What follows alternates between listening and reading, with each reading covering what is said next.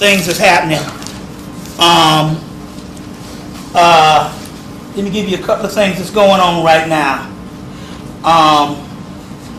Let me see if I covered some of these things. Like I said, and I'll go into this later, or we can go into it now, that the Lion of God, which is his, me, and my queen in the British Museum, and right here we are with a whole family of segments. There was about 6 of them. I think by the time you came, there was only like a few of them. It was only like they took down about 4. They took down 2 of them. But a lot of times they just put them on exhibits around. This is one of the god Ganesha also. But we also, there's a family of segments up there. So now this Lion of God Ariel, you go ahead and be the videographer for a while. Lion of God Ariel is also nothing but segment, and this is the one that's causing all of this particular information. But I believe it's a cadre of not just 1 or 2. It's a cadre of different goddesses. Now, this is the 3 goddesses that surround King Tut's tomb. Isis, Neith, Isis, or Aset, Neith, Nephthys, or Neptet, and a goddess named Serket. Serket is none other than Hecate, because Hecate is ruled by Scorpio, and Serket is a scorpion deity. So this is a picture of Serket, and that's Hecate. Now, this is the point I'm trying to make. Is either these goddesses come as 3 gods, or what they call the 3 fates. The 3 fates determine your destiny. So whenever these 3 goddesses show up, and one of them is segment, this is the 3 fates. And up here is a tarot card that says judgment. And they're judging the people down on the ground. And if you notice, they're in a circle like a tornado. Okay. When the 3 fates come, they determine the judgment. Now, there's 3 fates. There's the triple goddesses. And there's also these different lion. It's the lion. Let me see if this is the right one. Yeah. The lion, the cow, which right here is already taking up one part of the Egyptian triad. You got the lion, which is segment, and you got the cow, which is Hathor. When she comes out as a powerful energy, but her ferocious side is segment. So what this does is what we're seeing now with, you got those particular 2, then you have the goat. But there's a text called The Destruction of Mankind. In The Destruction of Mankind, you can get it in E. Wallace Budge's book, From Fetish to God in Ancient Egypt. We'll give you the whole text of Destruction of Mankind. E. Wallace Budge's book, The Legends of the Gods in Ancient Egypt, also records the destruction of mankind. You can also get it in Miriam Litchum's Egyptian literature. Miriam Litchum's Egyptian literature, Volume 1 or Volume 2. Or you could probably download The Destruction of Mankind. It's an ancient Egyptian text. And in the text it talked about how these men were plotting against Ra, and Ra sent out his fierce deities to destroy mankind. So he first sends out Heru, and she does her damage, but she's a goddess of love. You see what I'm saying? So she's going to have a little bit of limitations because she's going to come to her sense. But then, when she didn't get the job done, they sent out the goddess Sekhmet, which is the goddess of destruction. And she was about to destroy mankind. And what they had to do was to fill the field of reeds of this field. They had to fill it full of liquor. Not liquor, beer. She drank the beer, got drunk, and thus she aborted the mission. So this is one of these, but if this particular text might be something they're talking about now. Because one other thing too. One thing that opens the third eye, we're going to get into a whole lot of stuff that opens the third eye, is barley. And that's beer. Now what I have learned about the whole beer thing is this. The sister down in Atlanta, Sister Ella, hit me to this a couple of months ago, that they said that they had done, they analyzed beer to try to find out what beer is the closest to the beer of ancient Egypt. And they had concluded, because that's the one you want, the one that's the closest. They had concluded that Coors beer is the closest, one of the closest beers to ancient Egypt. So there's Coors Light. We ain't talking about light. We're talking about Coors beer. So get you some Coors. And this is not necessarily for, enjoyment. This is to open the third eye. We're going to get into a whole lot of stuff and a whole lot of fruits and a whole lot of things that open the third eye. And one of them, should I give it up now? Give it up. One of them that opened the third eye, and you're going to have to hold me to this, because I'm going to have to explain this. Eating pussy. Now,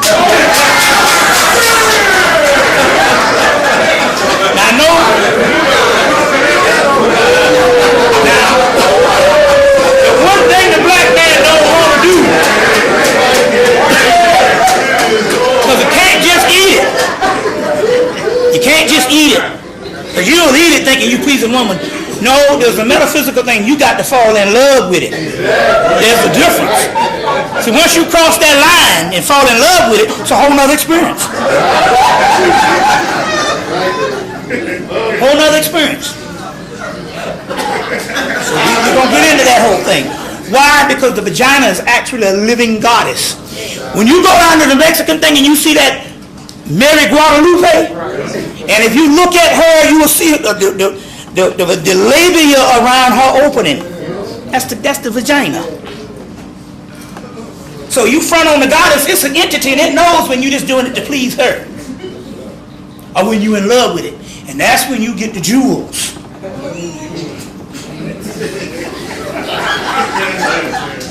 Now I'm going to the science of this. But I tapped into it, and I went to another dimension, and I was in my house, and I didn't know where the fuck I was. We're going to go into this, so hold on now.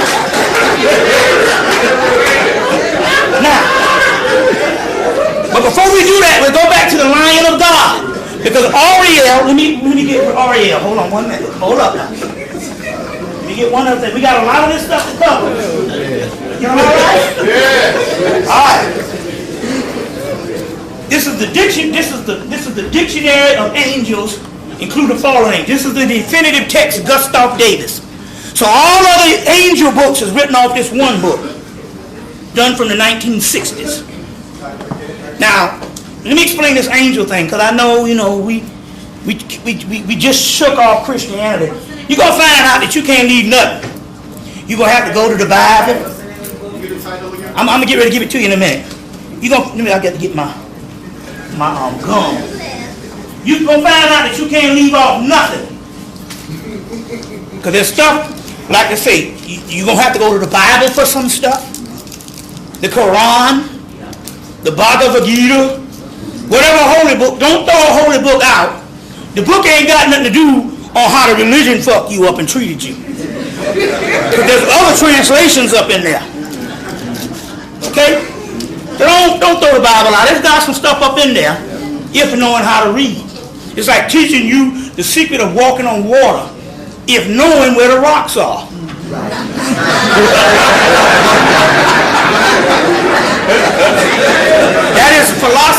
given by the one Bootsy Collins in an album called The One Giveth, 1982. All right.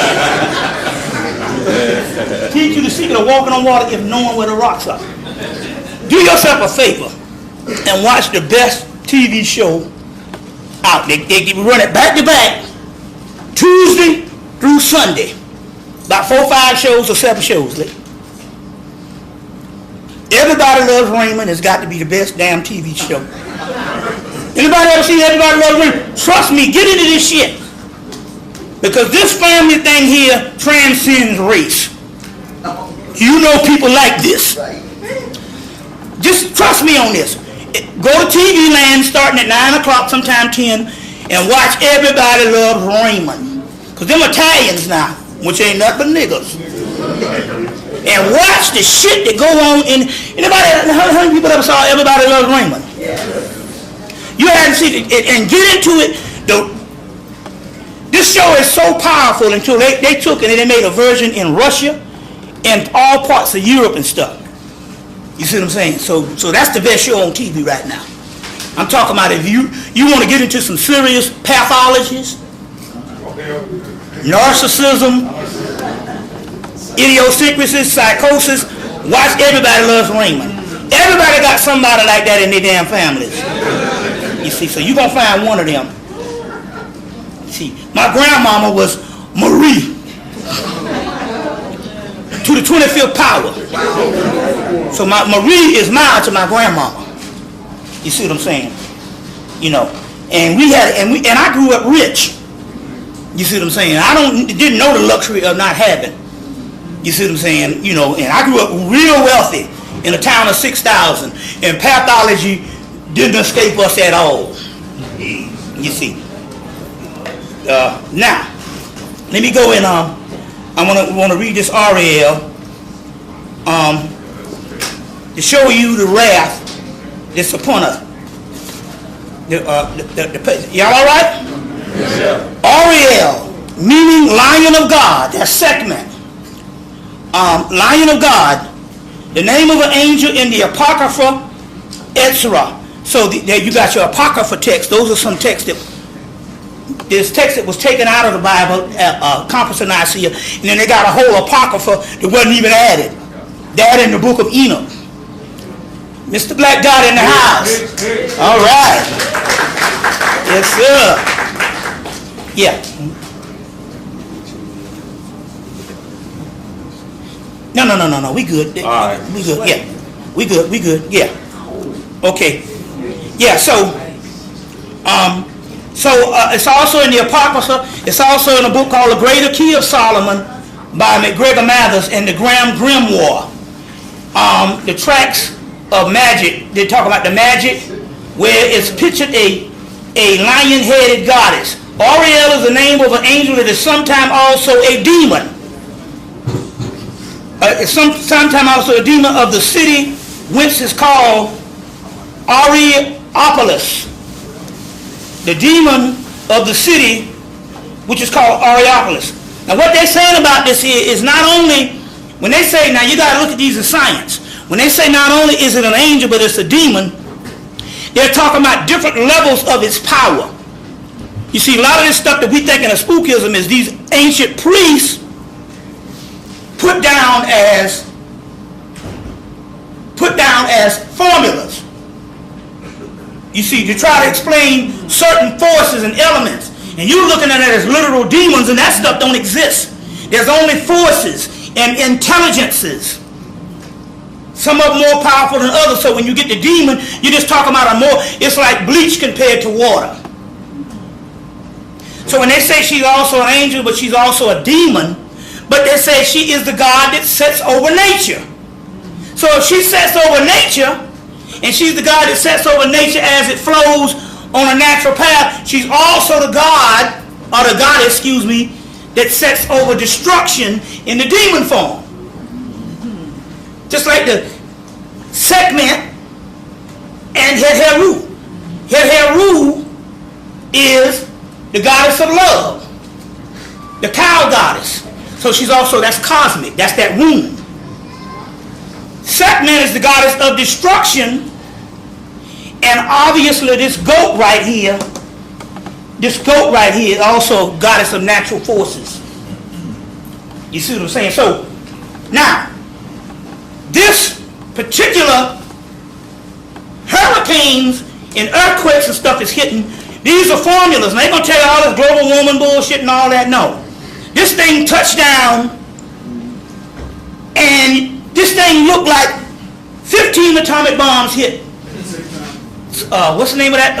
Joplin, Missouri, and the other towns in Tuscaloosa. You see what I'm saying? These are the wrath of the goddess. Now, what happened in Alabama?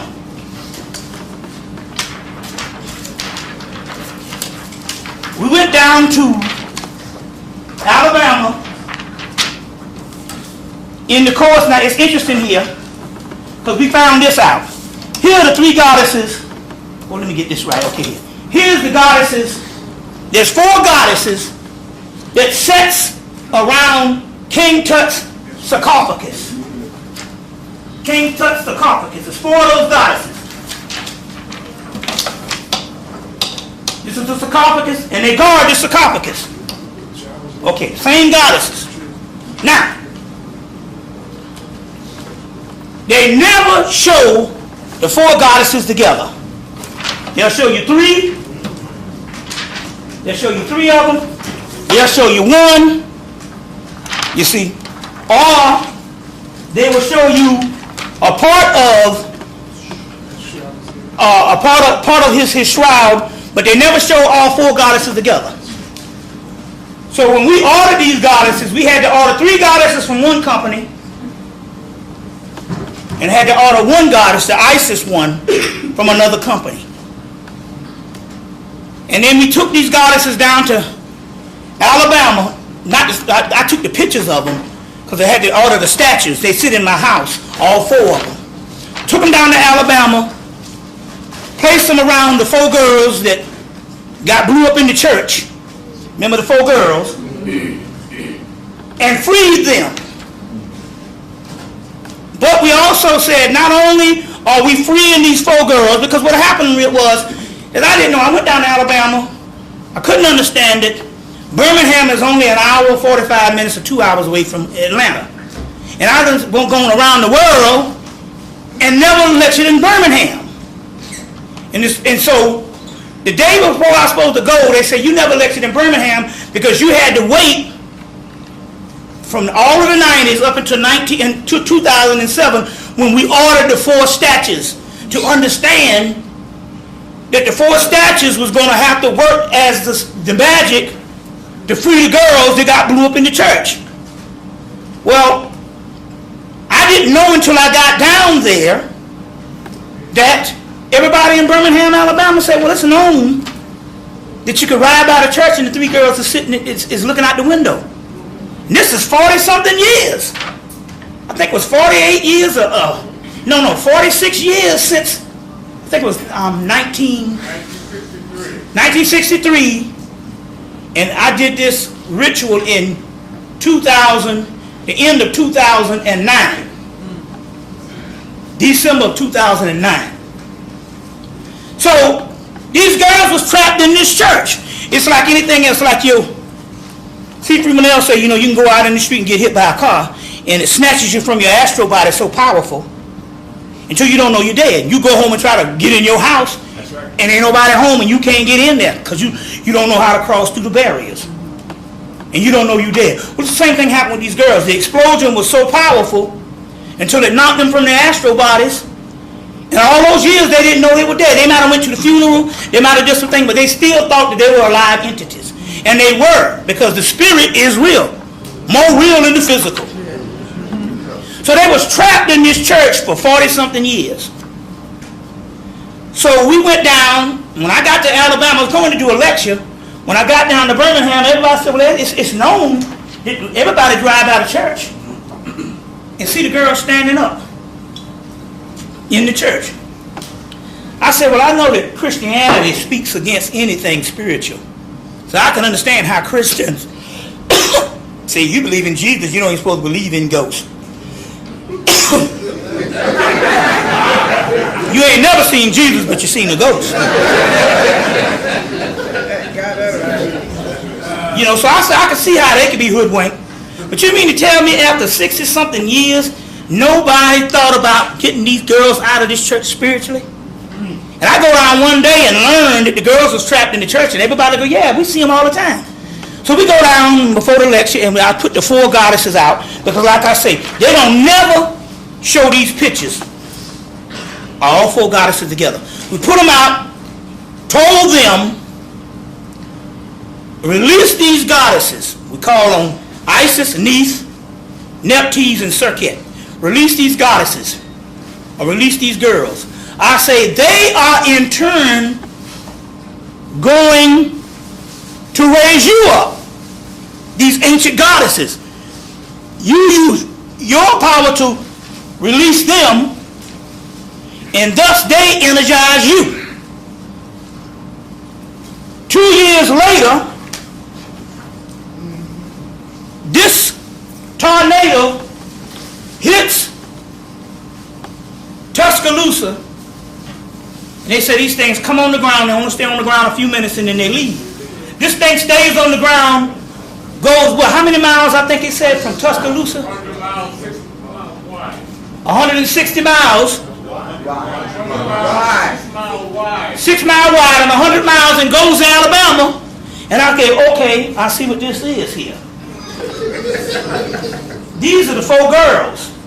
Because the RL energy includes all of these particular ones, and that's the 4 elements. See, the 4 elements, that's the reason why they never show the 4 girls together. They'll show the 3 goddesses, they'll show the 3 fakes, but this is 4 elements. And as you know, the 4 elements, you see what I'm saying, is a whole other thing. You see, like take for instance, let me show you something here. Here's another one of them guarding this is his actual sarcophagus. And those same goddesses is guarding his sarcophagus. So, they go down to Alabama, and as soon as it hit Alabama, I said, well, damn, why it would go to Tuscaloosa, and it's supposed to hit the ground and get up. It drives all the way to Alabama. And wrecks on Birmingham. I said, them ain't nothing but them same goddesses. You see, all made possible with the rise of this Aureol's energy. You see, and this is your 4 different aspects of the 4 gates. The 4 gates. This is what's going on at this particular time. Of the 4 gates. And so, this is the type of power that you're actually seeing. And the next thing we know, Bin Laden is getting, released, and the birth certificate is coming out. Any kind of thing to distract you. Now they got all the Republican people declaring, their thing on this, the election thing. They got John Edwards, screwed some girl 4 years ago. Now they're indicting him now. Everything is based on distraction.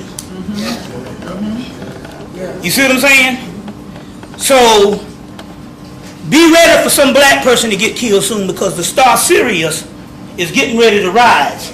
And the star Sirius, when it rises every summer, they make sure that they give you all kind of essence festival.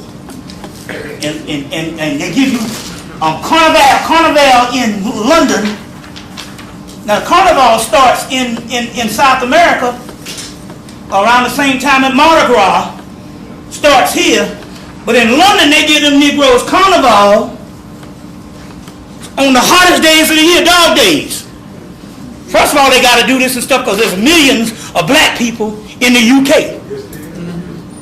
You see what I'm saying? I was surprised. I thought I was in Harlem. Literally. You see. So when they give them Carnival, they give the people the Essence Festival. You're going to see all kind of little stuff. They give you all your festivals around that time for distraction. They just don't want you laying around on the beach, and the next thing you know, you get an epiphany.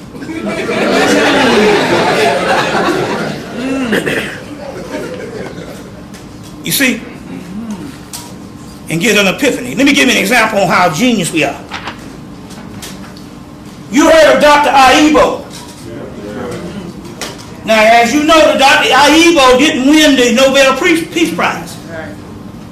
But that didn't stop them from putting him on his own television show. Yeah. There's a show called Eureka. Anybody ever heard of it? Yes. Eureka comes on the Sci-Fi Channel. The first show, they tapped into tachyon energy. That's the purple disc that I'm wearing, which is also one that opens the third eye. You see, we got these for sale here too for the people who want the purple disc. So they tapped into the Nikola Tesla's tachyon energy on the first show. But the guy who was messing with the tachyon energy created a wormhole that was getting ready to suck all of the earth into it. So this little disc that I got around my neck, they showing you on there how powerful this thing is if it can destroy the earth. So the first thing they do, they got a little autistic black boy. And they got the best scientists in the world, and they trying to close this gate to save the earth, and they lose him because the guy who opened up the wormhole, part of the equations, got blown up when he got blown into another dimension and opened his wormhole with the tachyon energy. So what they had to do, there was a little black autistic boy that writes equations on the ground, and they brought him into the lab, and I think he's 11 at the time. They brought him into the lab, and he's trying to figure it out, and he can't get it, and somebody said, oh, lay the black boy down on the ground because he does his equations on the sidewalk. They laid it down on the ground of the lab, and he figured out the equation to stop the doggone black hole from killing the whole earth. Or the tachyon energy from sucking the whole earth up. You see? Little black boy 11. Then, on one of the shows, the 11-year-old boy figures out the unified field theory, which is Dr. Aibo's thing. So what they did, they used the same little autistic boy. He figures out the unified field theory. Thus, they tell the story of Aibo in the Eureka, and you can get all of the Eurekas on box sets. That's how you have to do now, so you can get all the stuff. But the top scientist there is played by Joe Martin. He's the grown person, and he's also black. Also, Sally Richardson is a top scientist and everything else. You see, you know her when you see her. So the point I'm trying to make here is that they tell the story of Dr. Aibo in the actual aspect of the show Eureka. Now, let me give you a couple of other things right quick here.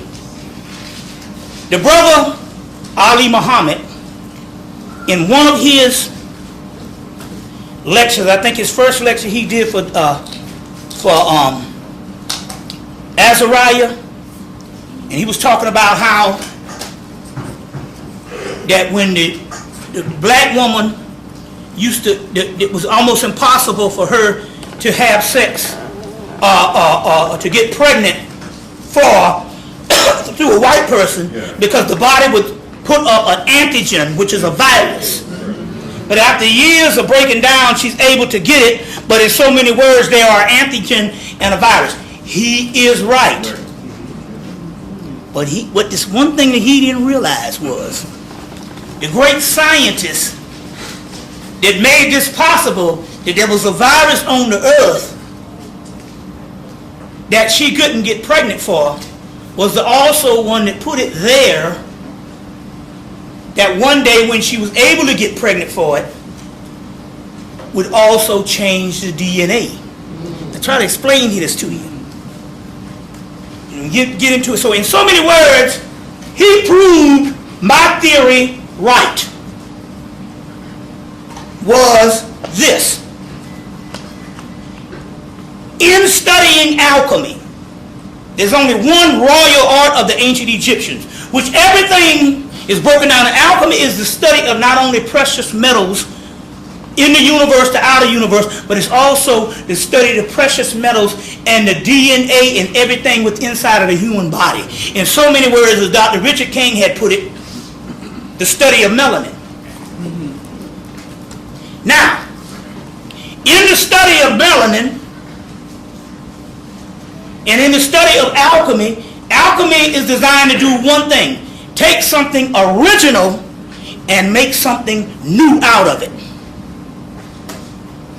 New out of it. They understood that in the future, to make something new, they had to take an original person, and the original line of people is a perfect specimen to outfit or to occupy a certain couple of thousand years or millions of years of the occupation of humanity on earth. But they also knew, based on humanity has several stages. There's the caterpillar stage, there's the cocoon stage, and then there's the metamorphosis of the butterfly stage. The caterpillar stage was our history as Africans, our indigenous people around the world. The cocoon stage was us in a hibernation stage, and everything that went on with us to create a new people. So they say in Kabbalah, in several things, that humanity had two stages thus far. The baby stage, or the child stage, which is just the basic human stage, and we did the greatest things we could as the child stage. Then we had the young adult stage, or the teenage stage. You know, teenage stage is a lot of wild shit, trying to figure out what it is that's going to eventually be the adult stage. So they said at this particular time, humanity has only had a child stage and a teenage stage. The adult stage is yet to come. In Kabbalah, it's called Tikkun. In Egypt, it's called Mayat. See, Mayat is not only a group of laws that we use in the baby state,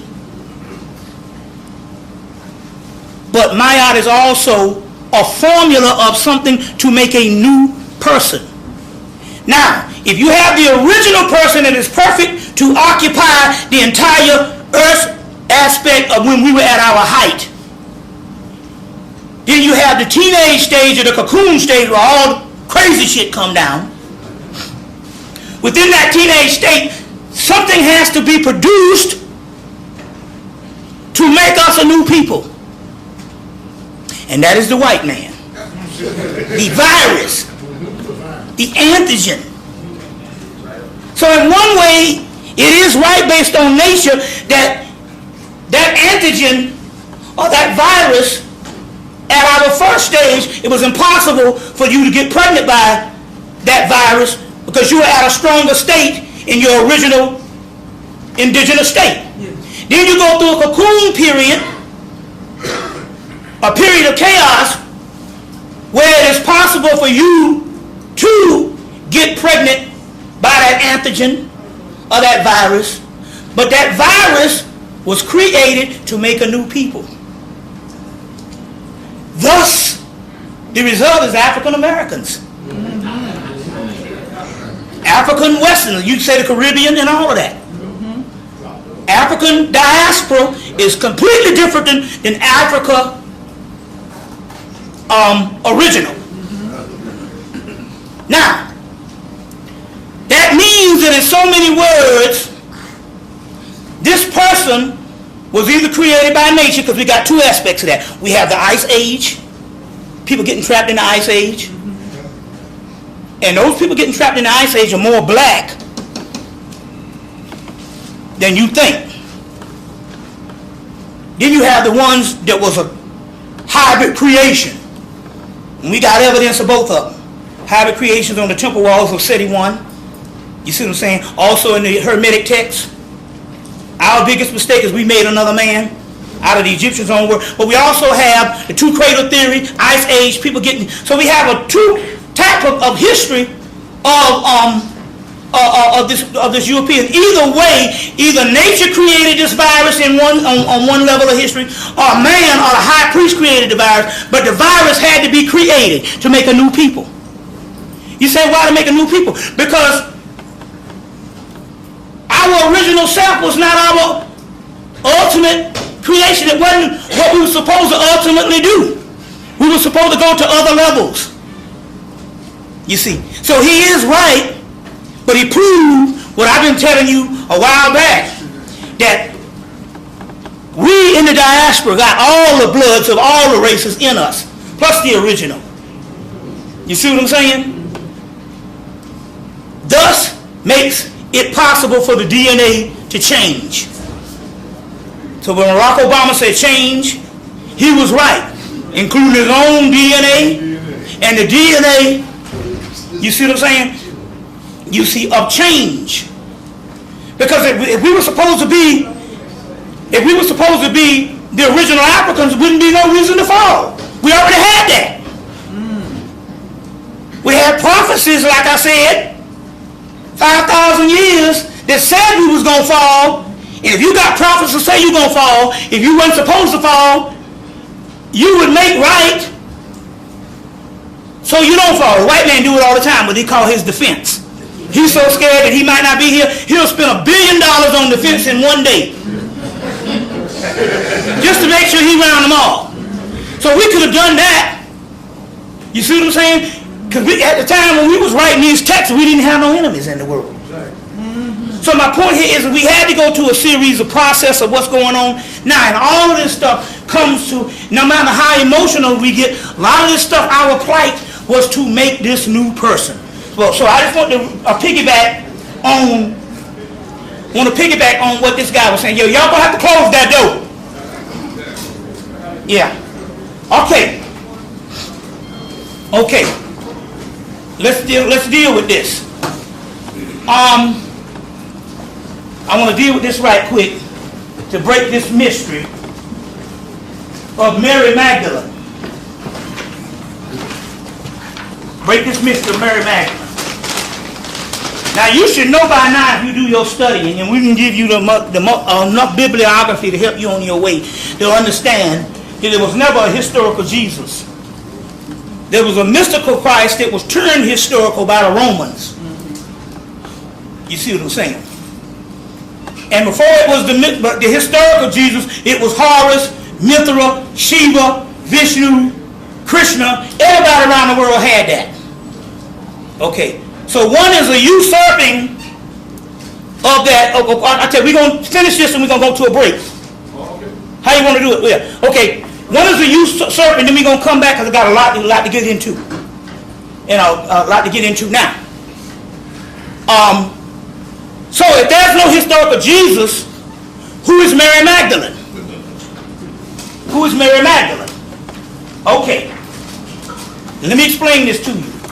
This is a picture of the god Shiva when he makes his transformation. And all of them make a transformation. Your transformation, we talked about the ultimate transformation, is you had two things that happened. You had this androgynous being that was split in half, and one made male, one made female. You get the whole one in the Bible about the rib and Adam and made Eve, but remember now, the word rabbi is another word for ribeye. So Eve was Adam's master. When you get the word rabbi, which is master, but it's also ribeye. Real. You see what I'm saying? Now, in this, we talked about this before. If there was no Mary Magdalene, a historical Mary Magdalene, because there wasn't no historical Jesus, it was only an Osiris, a Horus, or what have you. You see, and the historical Jesus was taken from Gnostic Egypt. It was a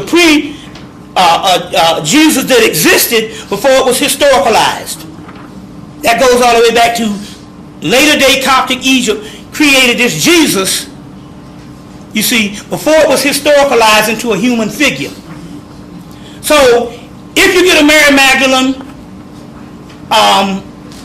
that washed the feet of Jesus and does all these things. That's at Bethany, which is Bethany is when when the tomb is rolled away. She's the first person to see him. What are they talking about in this? And in order to try to understand this, you got to go to Sheba. Sheba has a consort named Parvati. Parvati is one of the most beautiful women in India, or in the world at this time, because this ain't nothing but Dravidian, Indus Kush, black mythology.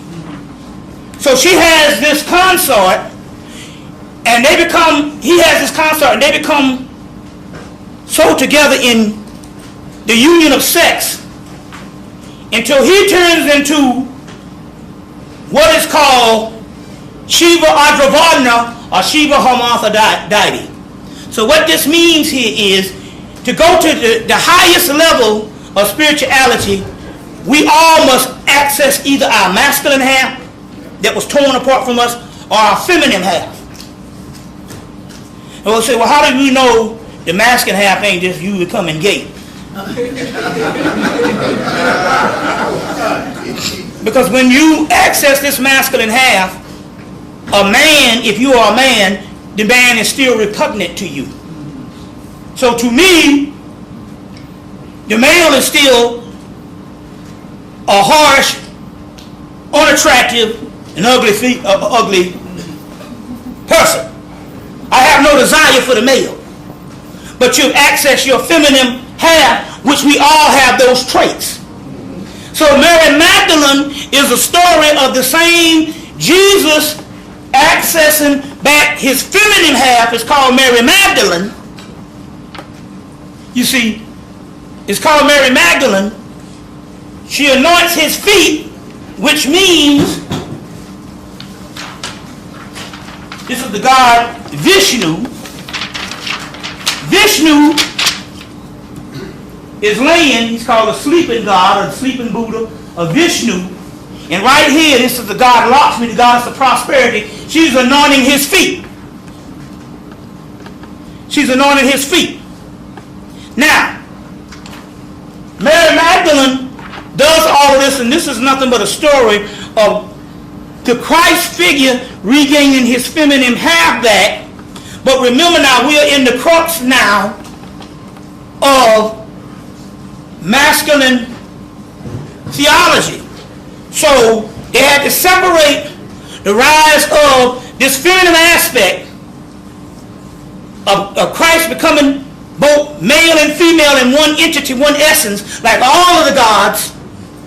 But in this particular time, this particular realm is a patriarchal realm, so they have to give you one historical figure of Mary Magdalene and another historical figure of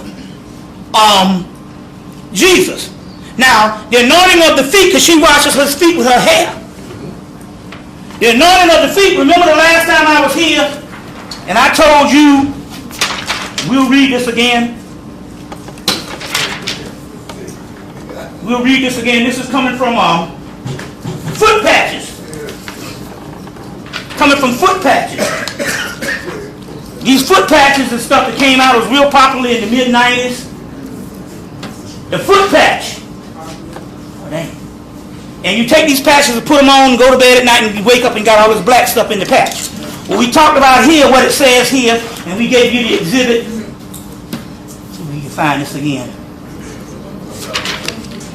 Let me see, the natural. Okay, here it is. The natural, where it tells you that what this foot patch does is, let me see if I can find it again. The part about the melanin. Growth of melanin, second paragraph. Second paragraph. On the bottom. Inhibit the growth of melanin. Eliminate. Hold on. What they show. Second paragraph. Eliminates impurities from the body and the growth of melanin. What they call that? Comedo arcane, and the grease of secretion of the, what's that other thing? Obesity in the skin. So they say it inhibits the growth of melanin. So what Mary Magdalene is doing and And Lakshmi in the original version, Lakshmi's down here and she's anointing his feet. Now this is one of the things you have to do to get the melanin to flow. The melanin, they say here, parts of it starts in the feet. And when you massage the feet, like Lakshmi was doing, like Mary Magdalene was doing, there was actually loosening up blocked avenues of the melanin to go into the central nervous system to anoint. That's why she rubs his feet. Lakshmi does it. You see what I'm saying? That's why she rubs his feet, because there's parts of the melanin that settles in the feet. Y'all all right? Yeah. Okay. When we come back, I'm gonna give you another part. One I found in Brazil. I'll give you the name of this thing. The book Vera Stanley Adler's book. Is it Adler or Elder? Vera Stanley. It's called Finding of the Third Eye. Adler. Vera Stanley Adler. Y'all don't leave, you're going to get the punchline. I mean, they say go yet, man. This is some important shit right here. Y'all hollering at me. I know you're hungry and all, but damn. Listen. In Vera Stanley Adler's book, Finding of the Third Eye, she mentioned that somewhere in the future the third eyes would open. Edgar Casey said sometime in the future that there would be an avatar called John Pineal that would come and he would be a world teacher. That's the pineal gland opening. And Nostradamus, in some of the texts that's still in France, said that in the 1990s, black people in America would come into their own. Yeah. Now, we do see a result of consciousness of the last 20 years, but the masses are still dead. Yeah. All right. I'm going to say something here and show you what was one of the deterrents. There's been plenty of deterrents, but I went to school with a brother named Maddox Moore, and in the 1980s, he used to have a semi-fro. And I said, well, you know, you got a fro now. This is the fucking 80s now. We went high top fades and shit, you know. But he used to travel around the world with Jesse Jackson. Now, whatever Jesse was, him being on the inside, he knew some shit. He said, Jesse said in the 70s, in the mid-70s, there was a conspiracy. The United States government said the Afro has to go. He said, and from about 5 or 6 years, they worked diligently to destroy the Afro. And we must ask ourselves this question. Who invented the no-lie relaxer? Was it black scientists or was it white scientists? We must ask these questions. Now, if you got a relaxer and you conscious, you here obviously you was more advanced. You came to the planet and wasn't nothing going to stop your consciousness. So don't worry about you. But we all come at different levels of consciousness. And then all of a sudden the answer came, just like this thing that I showed you, the foot patch and inhibit. Everything comes, but sometimes stuff got to come out of the country. There's a henna in the hair. The henna is called, get the name of the henna. People put henna to dye their hair. See if I can get the name of this henna. And I'm going to paraphrase what this on the box is called Suya henna, S-U-R-Y-A. Henna, Brazil. And in this henna, it says all what it does, the different natural coloring and stuff. And then it says something just on the color of hair. Hair coloring. So you know the relaxer got to be the real deal shit. It says this henna does not damage the natural melanin follicles. Now this is printed in Brazil because they couldn't print this in America. All these years they couldn't tell you that the relaxer and all of that stuff damages the melanin follicles, thus retards the consciousness. So here's evidence. You see what I'm saying? Now, if you got a relaxer, like I said before, some of you came back to the planet, you was already conscious when you got here. So relaxer or whatever wasn't going to impede you at all. But then again, I remember when the Afrocentric thing started, and there's reports that most of the people in the Afrocentric movement across the country was mostly men. They said, where were the sisters? Although they had leading sisters, most of the speakers, other than Frances Cress, was stuck in the middle of about 10 different people. And she had an afro. You see, the point I'm trying to make here is there was a delay on the consciousness, and it could have very well been, we must ask this question, did they convene like Jesse Jackson said? He said, no, they fought about 6 or 7 years to get rid of that afro. First they threw that Jerry curl shit. But they said that wasn't doing, because I'm going to tell you something, the Jericho fucked them up. Bald-headed women, when they start putting that with that shit activated, their hair grew down their fucking back. We gotta get rid of that shit. That shit is working. See, the Jerry curl, I know women ain't had nothing but a damn shadow on their damn head. They come back and them motherfuckers were looking like Michael Jackson, a group called Ready for the World. Anybody remember them motherfucking Jerry curl niggas? Ready for the World. All of them had them scary curls. So that Jerry curl shit was working. We used to laugh at it, but I know people that didn't have no hair. They put that activator in there. Some people say, fuck it, I just buy the activator.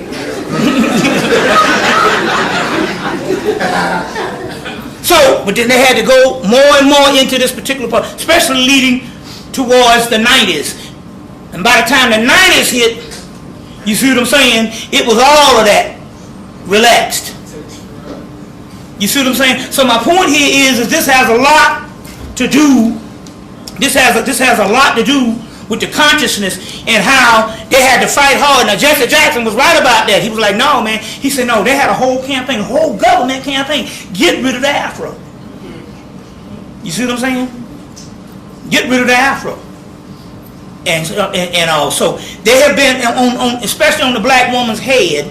They have been, you see, they've been working with that one. The brother is like, lock that nigga up. You see. So it's just interesting here on how certain things go down. So now, what we gonna do? Y'all all right? Yeah. So what we gonna do? We gonna, just so you can warm you up. I know it's cold. We got stimulus packages.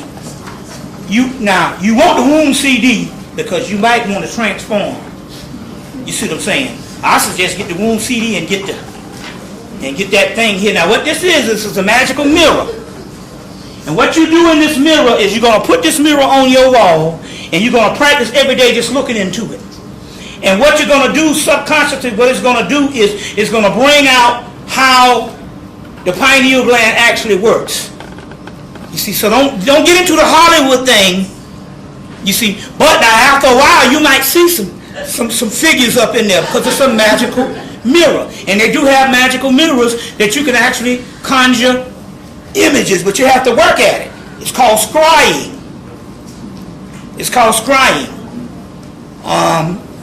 There's one book that's in print. There's one book, Beginner's Guide to Scrying. What's the guy's name? It'll come to me in a minute.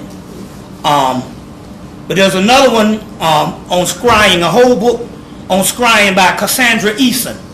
So look up her book, and if you look up the name, and you'll see one of her books on scrying. That's the one that's in print. That's the one that's in print. So there's another. So scrying is looking at crystal balls, looking at magical mirrors, and all these different devices and these images. This is real deal science. I also called it you should scry. What used to scry? Yeah, Nostradamus. You see, that's how he would get the visions and stuff like that. This is the same one, but this one is put back to its original thing with the imagery around it and the Eye of Heru. So, anybody interested in getting one of these, we're going to do that too. This will also come with the ritual, with the third eye ritual that you can invoke at times. So we have that. We got this purple disc.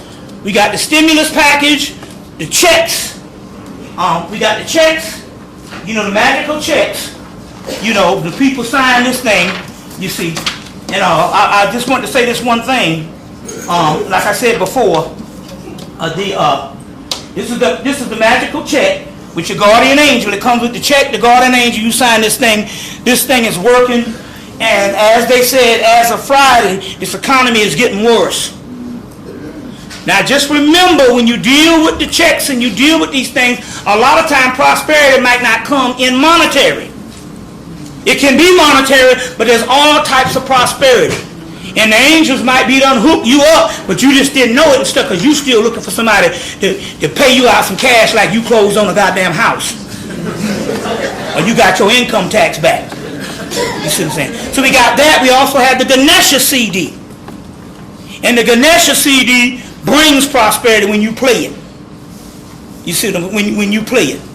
You might play it and somebody might call and say, yo, come pick up this money. I just wired you some money. See what I'm saying? You know, somebody might say, yo, man, my EBT card came in and you want to go down to the farmer's market? I'll break you off for 100 of this shit. Have you bought food lately? Shit, that's a blessing. You see what I'm saying? You see that's a blessing. So what we're gonna do is we're gonna go to a break. That's 678-358-1055. We're gonna go to a break, and then you people that want to get this magic mural, this stuff works. You know, people want to get the, I got something for you, whatever the deal here is. Come on up and stuff. So now we're going to go to a break. What's that, brother? By Gustav Davison. The Dictionary of Angels by Gustav Davison. I got three things to announce first. I got my man King Simon. He's doing several events. He's going to have Queen of Four at the National Black Theater at 19. Also, we got the Matriarchal Nation Building Forum going to be July 3rd at Harriet Tubman Center. And also in the house tonight, we got my man Black Dot.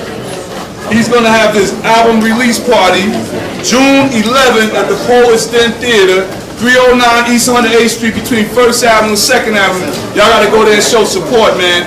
And another brother named Brother Matt, he has a forum every Thursday night for free at the Albany Housing Projects. He's going to have Brother Umar Johnson on June 16th. The seating is going to be limited for the people that's a part of the forum and also the part of the people in the Albany House. But give that brother some support. That's a good brother. Everybody, peace. We be back. All right. Coney Island is something we do as a tradition here in New York. We have an annual tribute to the ancestors. And I'm encouraging anyone who can make it to go. It's something to give honor to the souls who transitioned during the Middle Passage and also to uplift us here right now. So that's going to be at Coney Island at West 16th Street. It says the instructions are to wear white or African clothing and bring an offering. So it starts at noon. I think it's noon until sunset. Starts at noon though. So y'all come on through and support that. It's at Coney Island, West 16th Street. So with that, I'm going to bring y'all Brother Bobby Hemmitt. All right. What we get ready to do now is do a series of things that open the third eye, foods and activities that opens the third eye. So let me see if I can indulge you. If we can see what we can do here. See if I can find the right information. First of all,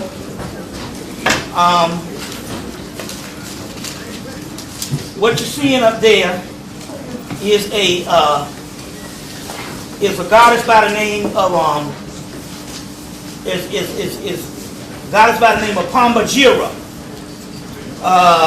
And so what Pambagira is she's a promiscuous deity that been shut down for ages of the Judeo-Christian science, but survived in South America. She actually survived as Oshun, is actually who this really is a form of Oshun, but she's also in what is called Macumba and Candomblé in South America. And so they sell these dolls, and these dolls, they always show this naked black woman lifting up her dress. Lifting up her dress. Let's see if they got a better one in the new book. They'll show a series of them. So what I'm going to do is if I can find a picture in here, what I'll do is I will put it on the camera, and at least you could have it in the camera. But like I said, the name of this book is called Kelly E. Hayes is a woman. The name of the book is called Holy Harlots. So how could a harlot be holy? So let me see if I can give a picture right here, and you can zoom in. These are different statues they sell in South America. And they are venerating the promiscuous, the whorish woman. I would like to say that other than to say prostitute, because that indicates just doing something for occupation. I'm not talking about that. I'm just talking about a woman in the neighborhood that just like to get her freak on. Now obviously, let me explain this to you. We're so separated from the original environment and the original world until when we hear of practices thousands of years later, it sounds alien to us because we have had organizations and we have had whole governments to come in and to reverse the view of some of the most powerful energy on the planet. So in so many words, now Aleister Crowley in their OTO organization says, the scarlet woman, all power is hidden. And what this is saying here is, in the ancient world, the woman who had been with a lot of males and was a professional at the art of love was the most powerful in the society. You say, well, how does this, because see, our modern mind, based on going through years and years of being pious and years of virtue, a woman don't do this and a woman don't do that, how could this be? So if you take it like the ancient Egyptian priests or advanced societies and look at this as energy, it kind of makes sense. So in this particular way, let's look at this picture. Let me see if I got another one. Let's look at this picture of the sacred mirror, the third eye mirror. And we look at this here as literally a black hole. Anybody knows anything about black hole? The black hole sucks everything into it. It sucks. It can suck whole planets and everything into it and crush it until on the other side of it comes out particles of light. That's what this does. This tachyon energy, this tachyon energy, that's what it does. It's able to capture light and give particles of light the fastest traveling the fastest in the universe. This thing is able to trap these tachyon particles and stuff like that, and that's why it's a great disc for healing and all types of things. You want to get a book called Tachyon Energy by Gabriel Cousins. Gabriel Cousins is one of the authors. Don't ask me how to spell. Nothing. What you mean, tachyon or the name? Spell tachyon. Yeah, T-A-C-H-Y-O-N. Now, as far as a person named, you can hang that up. Gabriel Cousins. C-O-U-S-E-N-S. Gabriel Cousins. Like your cousin, plural.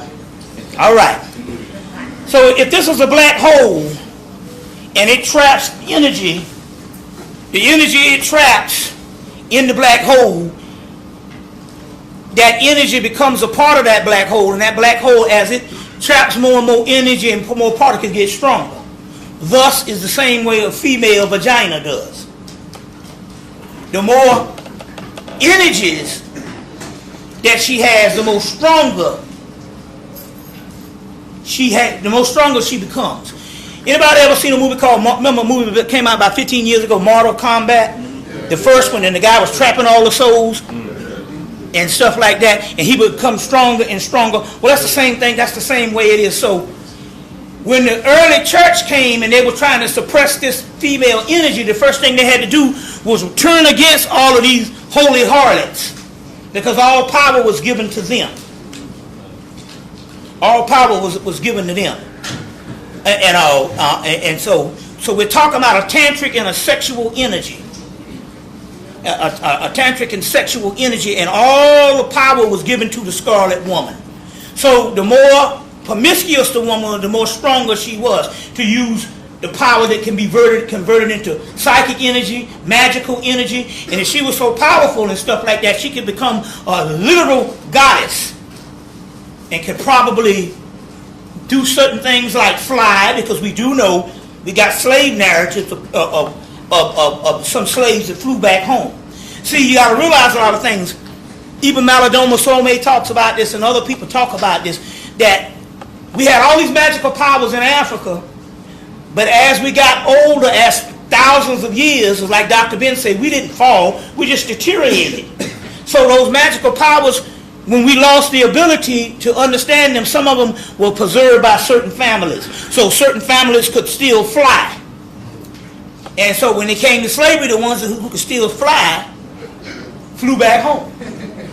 Which, this is literal slave narratives. This is nothing funny or anything like this. This has got people that literally got the fuck up and flew back. And the ones who couldn't, this is documented. The ones who couldn't, you see what I'm saying, is because whatever the family, whatever the stuff, that region of that part of Africa, that knowledge was lost. You see what I'm saying? Which is one of the few things the sister that wrote the Mark of Voodoo, Sharon Calder, did say when they was over in Benin.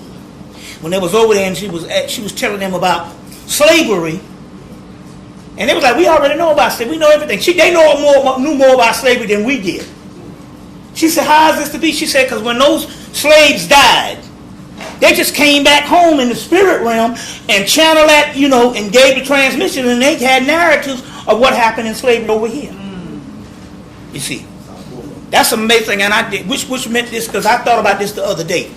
They had a conference back in 1991 down in Atlanta, and anybody heard of Dr. Edward Scobie? Yeah. The son was named Scobie too, right? There's Scobie Jr. or just one Scobie? One. All I know. Yeah, he made the transition, right? Yeah. He told a remarkable story, and sometimes the Spirit just told me to tell this story because he told the story, and this thing basically, boy, is probably one of the most remarkable stories. Just like the one where the people went back to Africa, and after they died, came home and told all of their experiences. So when she got over there, they told. This is what he said. He said that from 1865 to the early 1900s, all these laundering laws and vagrancy laws and laws on laundering was enacted throughout the United States, all over the United States. And he said that after 1865 and black people got out of slavery, they walked all over the United States. You ever heard him talk about this? Yeah. Looking for their ancestors that had been sold off in slavery. So they say, in the daytime, some nigga just appear in the middle of town. All over the United States, just black people just appearing like Night of the Living Dead. And what they would be doing is they would be looking for ancestors that were sold off in slavery. Yeah. And as a result, the white man put out these laundering laws and these vagrancy laws based on these people walking the damn earth all over America looking for their ancestors and looking for their not ancestors, but their kinfolks, their husbands, their children. You see what I'm saying? Yeah. And so you talking about they don't need to make no horror movies in some kind of aspect or some shit you made up. We done went through all kind of hell. Now, going back to this holy harlot thing, to try to understand the power and energy. These women who would have multiple men could gain enough power, you see what I'm saying? So they were almost like superheroes on what they could do. So when the early church came up, and this is years after the mystery system, especially when we started going into the Judeo-Christian era, which led to Christianity and ultimately Islam, which is the ultimately suppression. But that's just an overt way, but Christianity was just suppressed it the same way. You got to realize that there's a book called A Harlot at the Side of the Road. Harlot at the Side of the Road. Came out in the late 90s. The Harlot at the Side of the Road. And basically this book just chronicles all of the stuff in the Bible. It talk, like I said, talks more stuff about the female and the harlot than it does the devil. All these stories of Jezebel, all these particular stories. And so, in so many words, in this era, a certain time, the governments of the world are the latter day ones, not Egypt, especially not Greece and Rome, which were black cultures. Because you had the Roman vice, you see, but even going down to the Constantine and all thing, a lot of these xenophobic cultures, that became the number one preoccupation, was to enact in the scriptures the shutdown of this woman and her powers. So this, and it's interesting because it's hard for us to imagine now, how could a great whore be venerated, because we don't remember a world when that was. It was so long ago. You see what I'm saying? It's so long ago. But if you just take moralism out of it, which is a code of laws based on governments, ain't got nothing to do with no God. You see what I'm saying?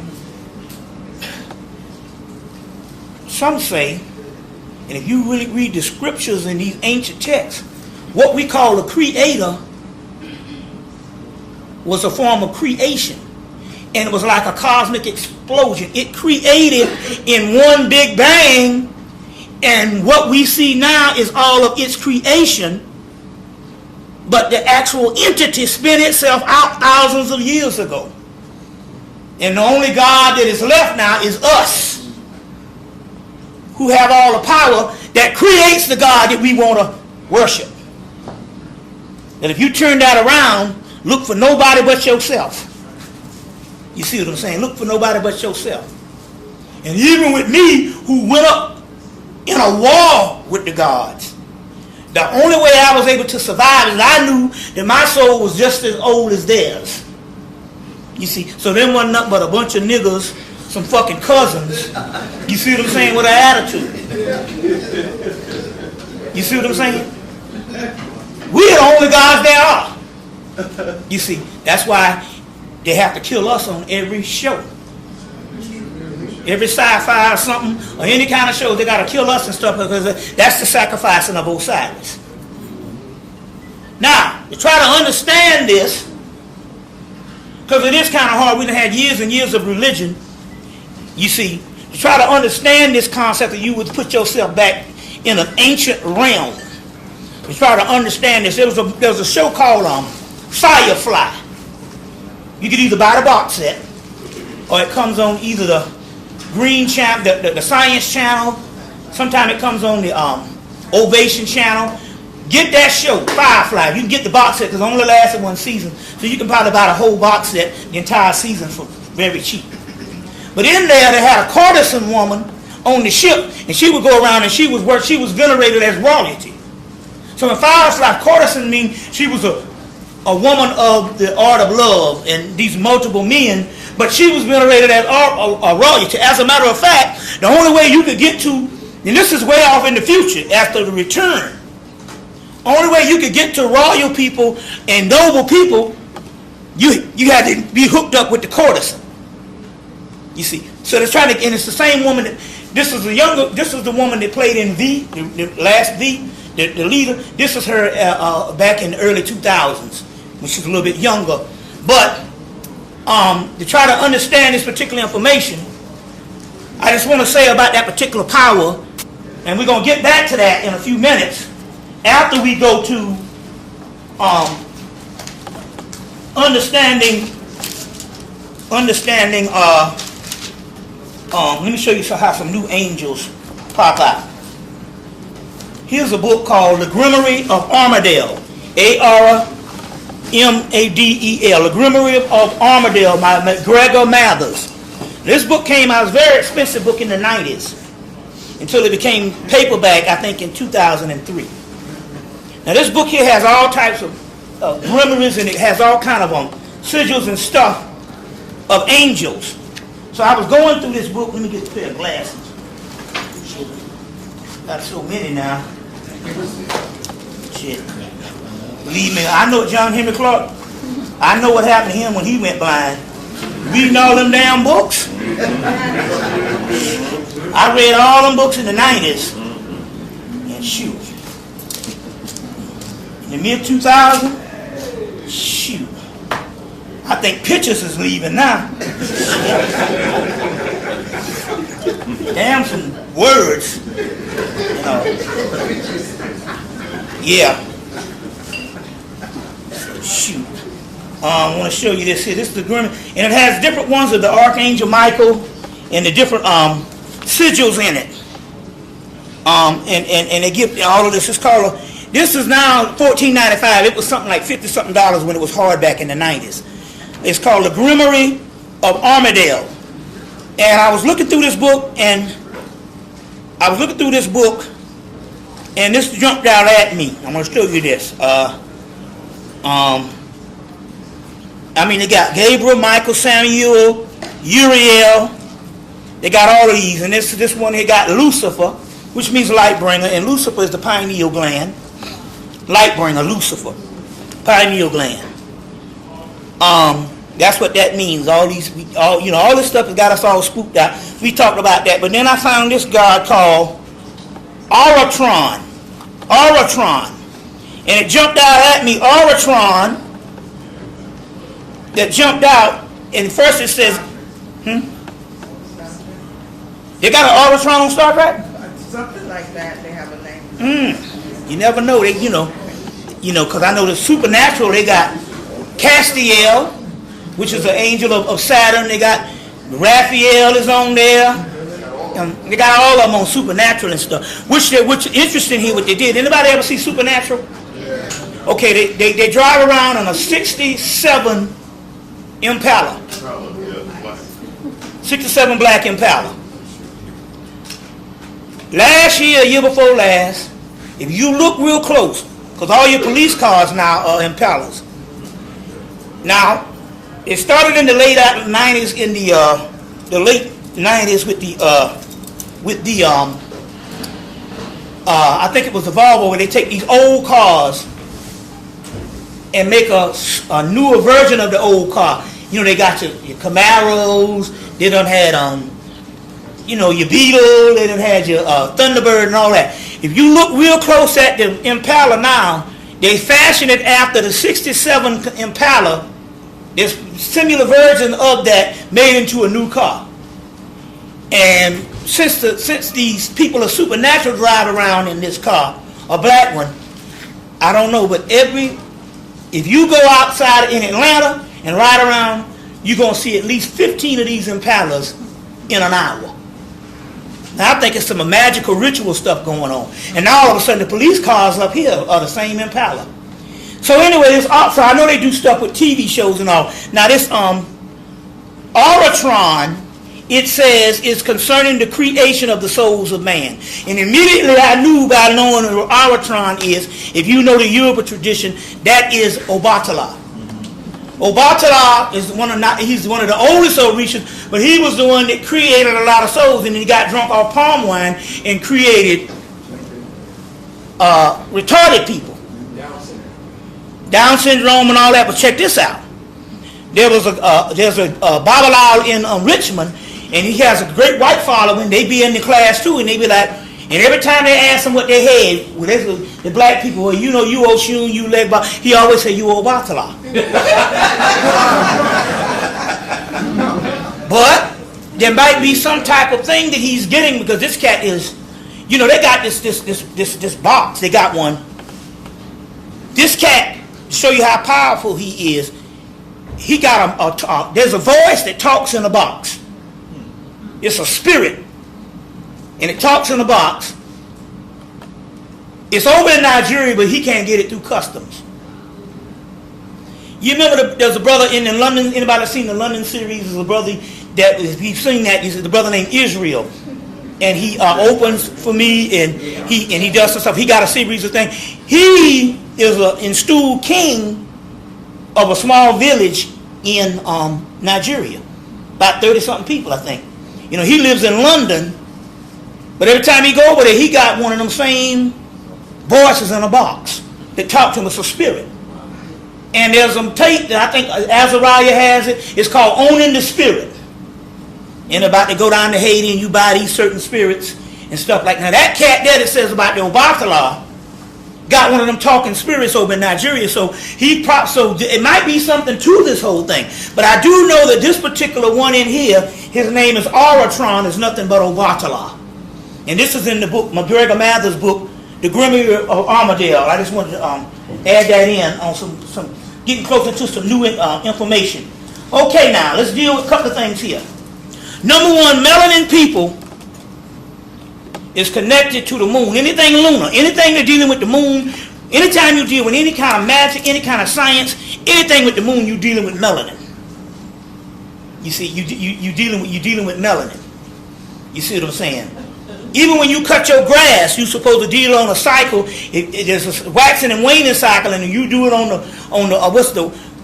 the waxing cycle. It's going to grow back in 2-3 days.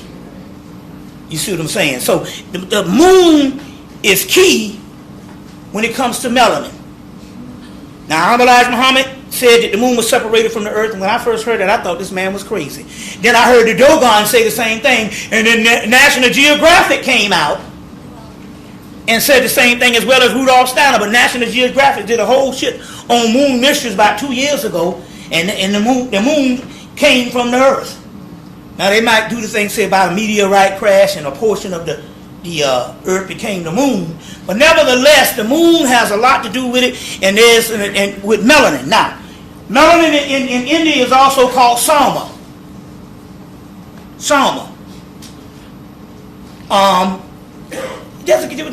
Boss, he said there's a book by Robert Cox.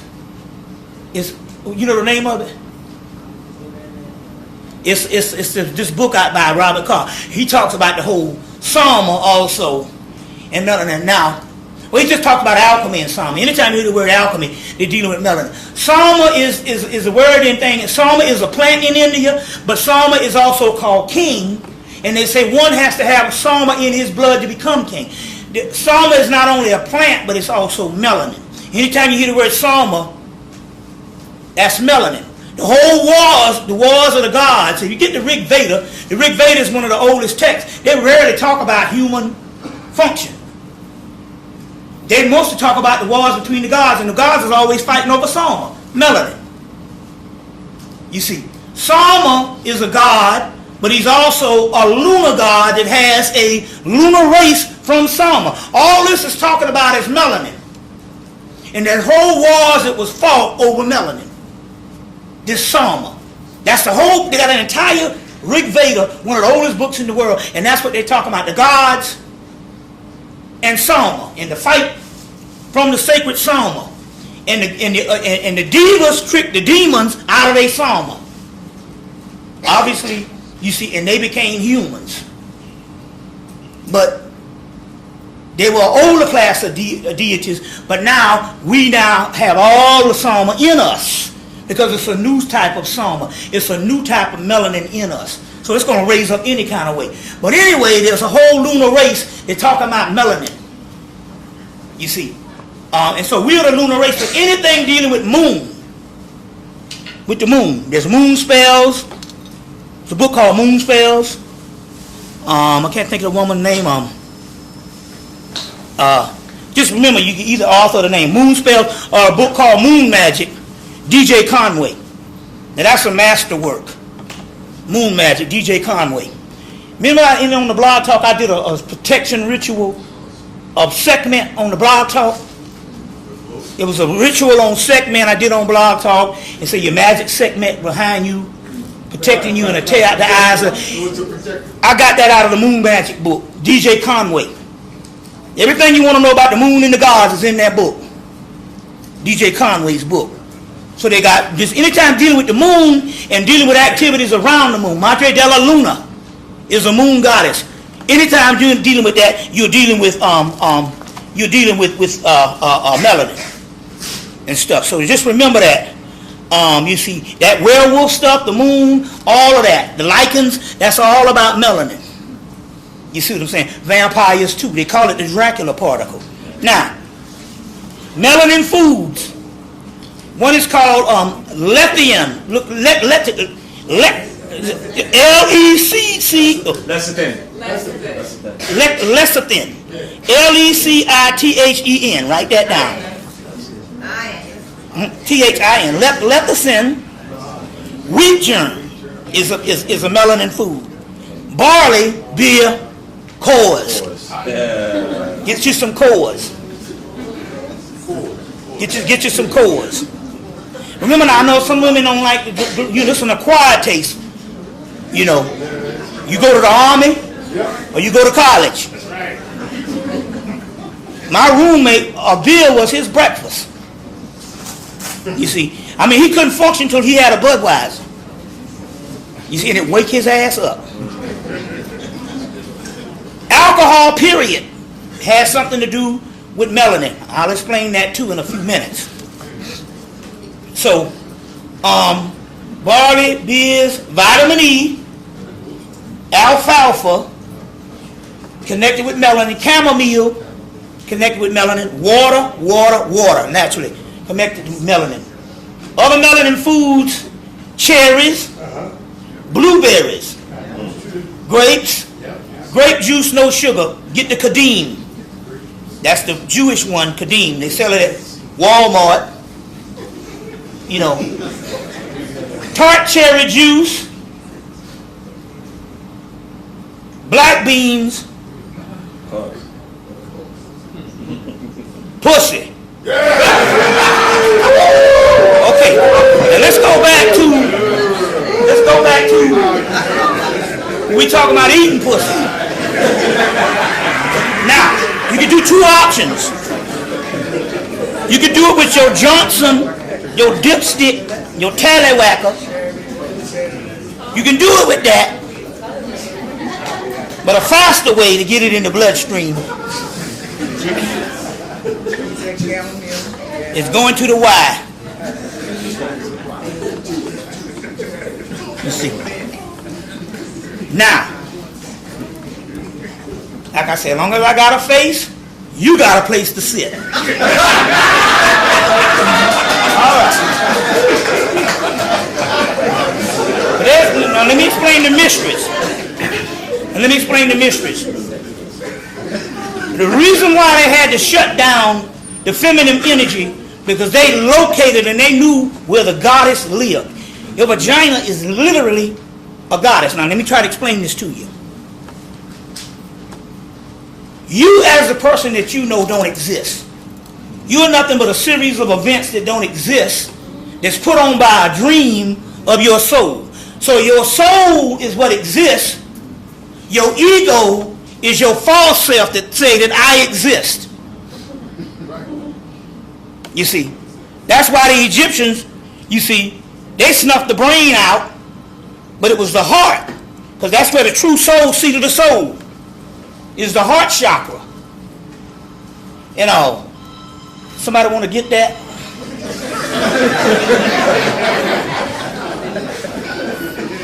Is the heart chakra.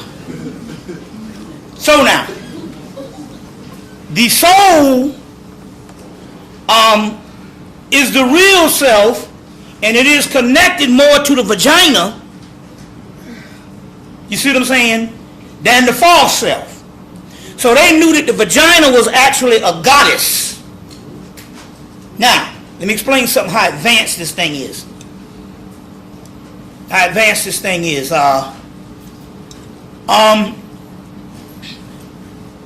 Right now, if you shaved around your vagina, it's so advanced until what it does is, as long as the pubic hair there, it sends to dump whatever toxins or whatever out into the pubic hair. That's where your smell and all that come from. Once you shave, it becomes purified. You see what I'm saying? It becomes purified. And what it stops sending the toxins, and it comes out in other systems, armpits, ears, urine, feces, or what have you. But the vagina becomes purified, and what it will do, it will not emit no smell whatsoever if you do that. Because what happens here is, the vagina is a living intelligence unto itself. You see. Now, it emits some stuff called collars within the vaginal fluids. This is the most powerful stuff on the planet. They're called lunar fluids, melanin fluids. Collars. And these particular collars is stuff for healing and opening up the third eye. So two things you can do. If you can get her to emit collars, one of the fastest ways to emit her to emit the collars is going to the Y. But it's not. But it's an intelligent. They know if you down there.